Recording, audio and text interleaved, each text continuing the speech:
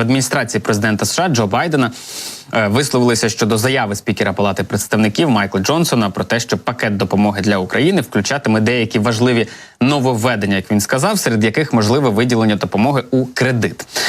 Про це на брифінгу, до речі, сказала речниця Білого дому Карін Жан-П'єр. На питання, якщо є єдиний спосіб ухвалити рішення про допомогу Україні, чи підпише президент такий законопроєкт, речниця Білого дому закликала спікера Палати представників просувати схвалений Сенатом проєкт про допомогу Києву. І каже, ми висловилися дуже чітко. Ми вважаємо, що якщо спікер поставить на голосування додаток про національну безпеку, очевидно, що він включає Україну, гуманітарну допомогу, Ізраїль, Індо-Тихоокеанський регіон. Ми вважаємо, і це факт, що він отримає більшість двопартійної підтримки у залі засідань Палати представників. Карін Жан-П'єр при цьому нагадала, що пакет з допомогою Україні отримав голоси 70 сенаторів проти 29, що є підтвердженням його двопартійної підтримки. І це, каже Карін Жан-П'єр, як ми вважаємо, має просуватися. Я просто не буду вдаватися в гіпотези. Раніше спікер Палати представників Конгресу США Майк Джонсон анонсував, що пакет допомоги для України включатиме деякі важливі нововведення, серед яких можливе виділення допомоги для нашої держави у кредитній формі.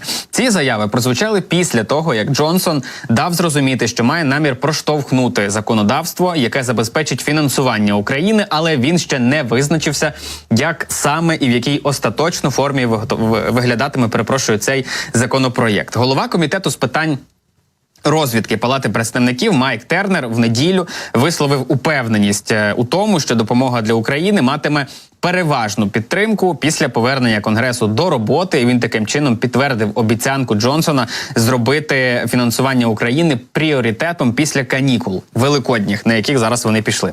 Як відомо, схвалення Конгресом Сполучених Штатів понад 60 мільярдів доларів допомоги для України наразі блокують республіканці у Палаті представників. Білий дім неодноразово застерігав, що це суттєво шкодить військовим зусиллям Києва на полі бою, але зрештою, це питання поки що нікуди не просувається. Час від часу американські законодавці виходять із заявами про те, що, можливо, зелене світло, певне, у цьому питанні є, але остаточного якогось формування і згоди у цьому питанні наразі по факту її немає. Більше того, деякі трампісти, скажімо так, пропонують відправити Майка Джонсона у відставку для того, щоб максимально гальмувати оцей процес і взагалі, зрештою, зірвати пакет виділення допомоги для України. Не лише в питанні для України, тому що йдеться про Україну, Ізраїль, Тайвань. Там загалом багато факторів, і це ще гірший насправді варіант, тому що відправлення спікера Палати представників у відставку призведе до того, що ніхто не зможе поставити пакет про оборону на голосування, а будуть всі займатися виборами, скажімо так, нового спікера Палати представників, що може затягнутися ще надовше, ніж є зараз, тому що буде спікеріада, будуть дебати, і ситуація буде ще такою достатньо напруженою. Але в цей момент, поки Сполучені Штати затягують із допомогою для нашої держави, росіяни на місці не стоять і регулярно шукають собі союзників і партнерів по усьому світу і активно працюють із тими, хто уже їм і так допомагає. На цьому фоні в Міністерстві оборони Сполучених Штатів вважають, що партнерство між Росією та Північною Кореєю продовжує процвітати. При цьому КНДР надає підтримку Росії. Про це заявила заступниця речника Пентагону Сабріна Сінг.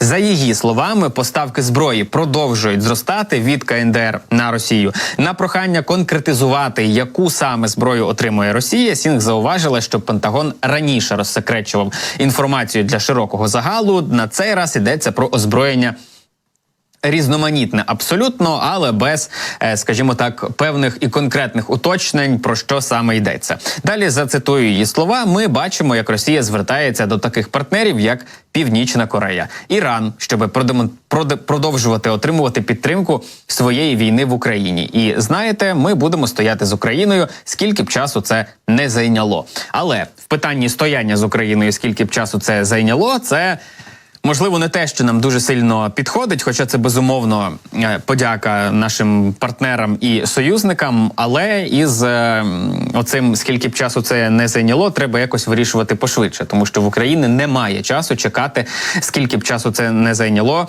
поки американські законодавці і законотворці зрештою не погодять пакет фінансування для України. Бо і росіяни не чекають. І поки в Україні немає цього фінансування від Сполучених Штатів, росіяни просуваються на фронтах, і Сполучені Штати це, звичайно ж, бачать. Тому що самі говорять активно про те, що російські окупанти продовжують свої наступальні операції в Україні, поки Київ не має достатніх ресурсів і сил, аби захищатися і відбивати російські атаки, зокрема. На сам кінець цієї інформаційної години є до вас прохання традиційне про допомогу для нашого війська. 24-й канал збирає зараз 320 тисяч гривень. Ці гроші підуть на закупівлю буса. Це Volkswagen T5, який піде для прикордонників. Цей загін тільки-тільки формується і, відповідно, поїде на схід. А для того, щоб вони могли ефективніше виконувати свої поставлені перед ними завдання, їх потрібно забезпечити найрізноманітнішою технікою, у тому числі і бусами, які можуть виконувати різні завдання на фронті, починаючи з підвезення військових, підвезення боєприпасів, доставки провізії, наприклад, але найголовніше – евакуації поранених. Тому що така колісна техніка дуже часто, насправді, може проїхати туди, де бронетехніка не може. Тому що така техніка, як от буси Volkswagen там T5, до прикладу, ну не конкретно цей автомобіль, а загалом, можуть пересуватися маневреніше, набагато швидше, а відповідно привертати менше до себе уваги, бо вони не такі гучні, вони більш маневрені, вони дозволяють, оскільки вони менші, дозволяють заїжджати туди, куди бронетехніка просто не може, тому що буквально там через свої габарити. На цей момент із 320 тисяч гривень зібрано 55% від необхідної суми.